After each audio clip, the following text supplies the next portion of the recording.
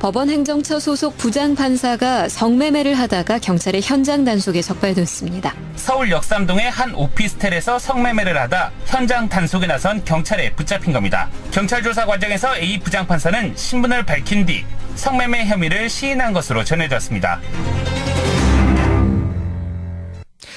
지금 법조계가 발칵 뒤집혔습니다. 전관예우 변호사 비리와 검사장 뇌물 비리에 이어서 이번에는 현직 부장판사가 성매매 현장에서 적발되는 사건이 터진 건데요. 법원 행정처 소속의 40대 신모 판사입니다. 이 판사가 오피스텔에서 불법 성매매를 하다가 그 현장에서 적발이 된 거죠.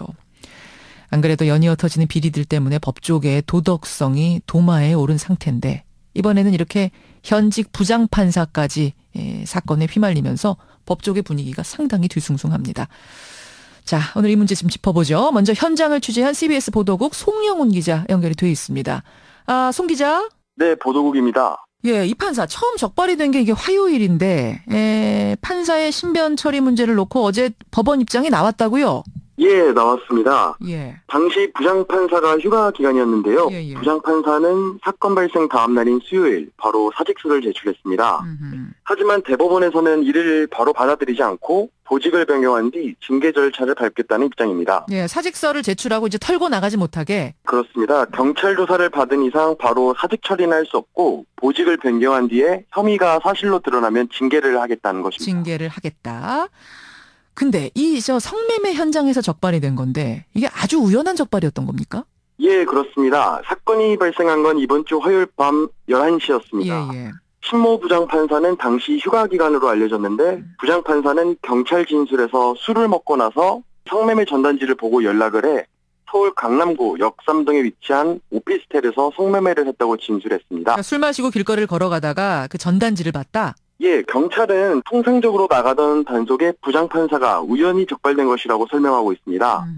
당시에는 강남경찰서, 송파경찰서, 수서경찰서 세 곳에서 강남 일대 성매매를 합동 단속하는 중이었는데 예. 마침 수서경찰서에 우연히 적발된 거라고 설명합니다. 우연히 적발된 것이다. 문을 열어보니 40대 부장판사와 성매매 여성 한 명이 있었다. 뭐 이런 설명인 거죠? 예, 그렇습니다. 그런데 경찰서에 와서 처음에는 본인의 신분을 밝히지 않았다면서요? 예, 그 해당 오피스텔에서 적발된 이후에 경찰서로 옮겨져서 조사를 받고 새벽에 귀가를 했는데요. 예. 그런데 당시 조사 과정에서 부장판사가 처음에는 자신의 직업을 숨기고 무직이라고 하다가 이후 경찰 조사 과정에서 현직 부장판사인 것으로 신분이 들통이 났습니다. 처음에는 무직자라고 했다가 뭐 주민번호 넣어보면은 저 직업이야 바로 나오는 거니까. 예, 그렇습니다. 예, 참 어처구니 없는 사건. 당사자 입장은 나온 거 없습니까? 예, 그 사건 발생 직후인 수요일 사의를 표명하면서 이번 사태에 깊은 책임을 느낀다고 하며 예. 그 대법원에 사의를 표명한 것으로 알려졌습니다. 깊은 책임을 느낀다. 이게 한마디군요. 예, 그렇습니다. 예, 여기까지 듣겠습니다. 송영훈 기자 수고하셨습니다. 예, 감사합니다. 예, 사건의 담당 기자 연결해서 이 사건의 정황을 좀 먼저 파악해봤습니다. 여러분 어떻게 생각하십니까? 부장판사 출신의 의원 한 분 연결을 해보죠. 국민의당 송기석 의원입니다. 송 의원님 나와 계십니까? 네, 안녕하십니까. 법원 행정처 소속의 부장판사예요. 그러면 저 법원 내에서도 소위 잘 나가는 판사다. 뭐 이렇게 받아들여진다면서요? 네, 맞습니다.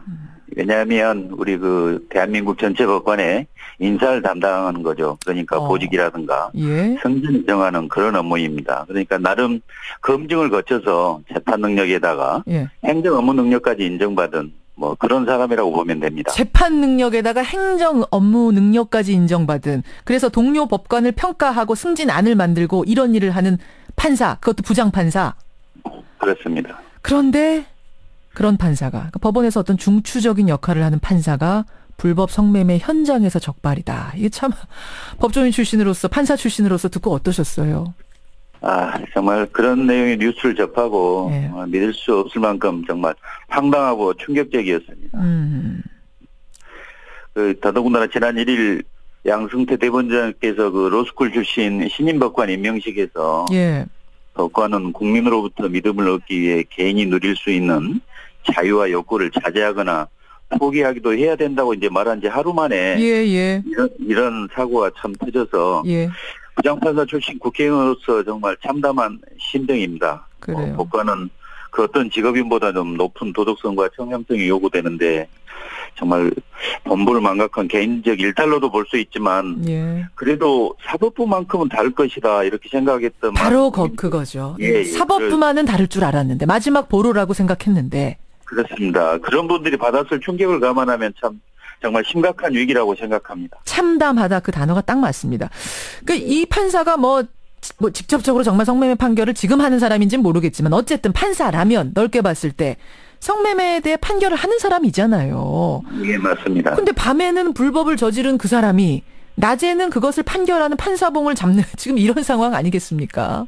예, 한마디로 정말 기가 막힌 상황이 됐는데요. 상황이죠. 예. 뭐 재판 과정에서 성매매 관련 사건도 처리했을 것 아닙니까? 그렇죠. 그래서 이제 비난의 소지가 높고 정말 사법부에 대한 신뢰가 뿌리치 흔들린 점을 감안한다면 보다 엄격한 잣대와 기준에 의거해서 좀 징계와 처벌이 이루어지고 재발 방지를 위한 대책도 확실하게 마련되어야 한다고 봅니다. 근데 일각에서는 이거 개인의 일탈 아니냐. 뭐 성매매 현장에서 적발된 이거를 뭐 사법부 전체의 위상 문제와까지 연결시키는 건 좀 과한 거 아니냐. 이런 얘기하는 분들도 계세요. 어떻게 생각하세요? 그건 정말 그렇게 볼 수는 없다고 봅니다. 제가 좀 전에도 언급했지만 일반 국민들이 받았을 그 충격 이걸 생각하면 사법부에 대한 신뢰가 뿌리째 흔들린 거 아니겠습니까? 물론이죠. 예, 그렇습니다. 그만큼 심각한 사안이라고 봅니다.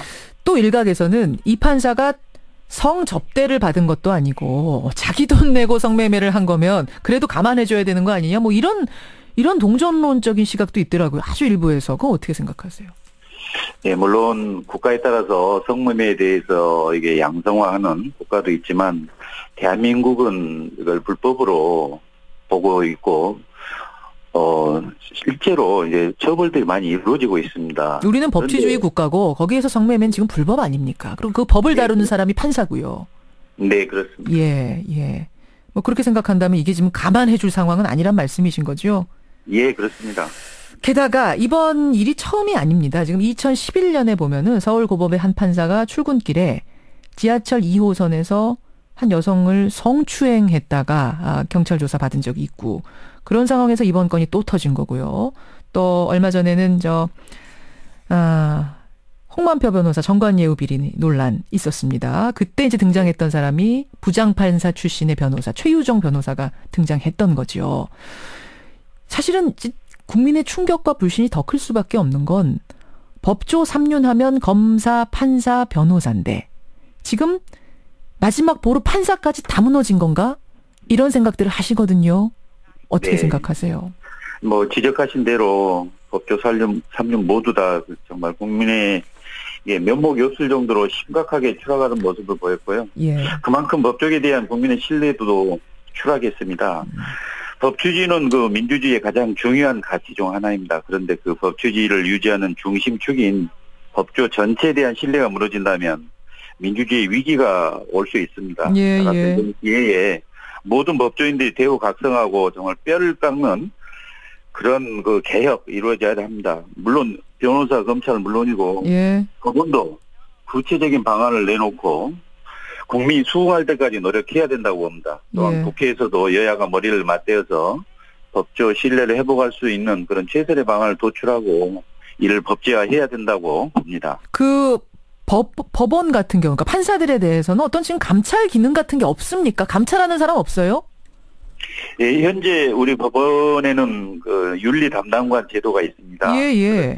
그렇지만 이게 어떻게 보면 이제 윤리 이걸 외치고만 있어서 정말 감찰 기능이 좀 약하다고 볼 수 있습니다. 그래서 감찰 기능을 가끔 법원까지 대폭 좀 강화하는 게 그 방법 중에 하나일 것입니다. 감찰 기능을 현실화하고 오히려 현실화 넘어서 대폭 강화해야 된다 이 말씀. 네, 그렇습니다. 사실은 지금 검찰 개혁이 큰 화두 아니겠습니까? 예. 법원도 같은 맥락에서 이번 기회에 개혁이 필요하다고 보십니까? 개혁 작업. 예, 당연합니다. 뭐 얼마 전에 그 정운호 구명로비 의혹 사건 때 뭐 정관비 방지 대책을 내놨지만 좀 셀프 개혁 이 정도로는 좀 한골탈퇴할 수 있을지 의문인 것 같습니다. 셀프 개혁으로 과연 되겠는가? 네, 이걸로는 좀 부족할 것 같습니다. 예. 어떤 개혁 작업들이 좀 따라야 된다고 생각하세요? 대안이랄까요?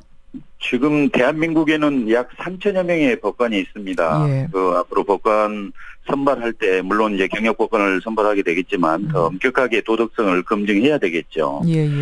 또한 그 연수 등 그 프로그램을 통해서 기존 그 재직하고 있는 법관에 대해서는 정신적 건강을 검증할 수 있는 그런 제도도 도입을 해야 된다고 봅니다. 처음에 저 법관으로서 옷을 입을 때뿐만 아니라 들어설 때뿐만 아니라 계속해서 뭔가를 검증하는 작업들이 필요하다. 네, 그래서 그런 과정을 통해서 문제 소지가 있는 그런 법관은 걸러내야 되지 않겠습니까? 그렇죠. 예. 그리고 감찰 기능을 확실히 하고 지금 고위공직자 비리수사처, 공수처 얘기가 나오고 있지 않습니까? 이 공수처가 만들어지면 이제 법관들에 대해서도 뭔가 작용을 할 수 있는 건가요? 감시할 수 있는 건가요? 그렇습니다. 현재 야당이 제출한 고위공직자 비리 조사처 이른바 공수처의 그 조사 대상을 보면 현직 법관도 거기에 포함되어 있습니다. 포함되어 있군요. 네, 일단 포함되는 것 자체만으로도 많은 법관들이 이제 행실에 있어서 주의를 하겠죠. 그리고 실제 그 나타나지 않는 그런 그 비위에 대해서도 좀 적발을 해서 처벌할 필요가 있다고 봅니다. 이참에 다른 법관들의 비위 행위는 없었는가 좀 다 한번 들여다볼 필요가 있다 이 말씀이세요? 그렇습니다. 이제 현직 판사들이 그런 말도 하고 있는데요. 예. 이번 기회를 통해서 법원의 자정을 이뤄내야 된다는 그런 주장이 설득력이 있다고 봅니다. 아하. 네. 이제 그래서 그런 비행위를 한 법관을 걸러낼 수 있는 제도적 보완이 꼭 필요하다고 봅니다. 알겠습니다. 여기까지 오늘 말씀 듣도록 하죠. 국민의당 송기석 의원님 고맙습니다. 네, 감사합니다. 부장판사 출신의 의원입니다. 송기석 의원 만났습니다.